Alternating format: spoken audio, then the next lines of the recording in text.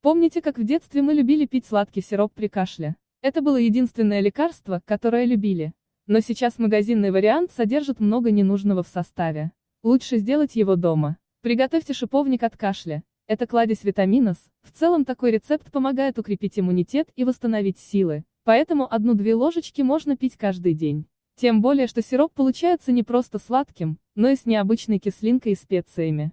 Шиповник – 200 грамм. Сахар – 150 грамм. Вода – 1 литр. Лимон – 1 штука.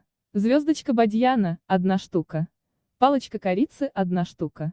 Ванильный сахар – 1 столовая ложка. Количество порций – 8. Шиповник промойте. Залейте ягоды водой на 10 минут. Затем ее слейте. Выложите ягоды в кастрюлю вместе с корицей, бадьяном и сахаром. Чистый лимон разрежьте пополам. Из одной половинки выжмите сок в кастрюлю, а вторую добавьте полностью.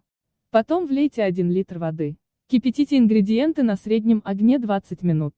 Варите сироп до темно-розового или коричневатого цвета. Удалите лимон и специи. Перелейте сироп в чистую банку и закрутите крышкой.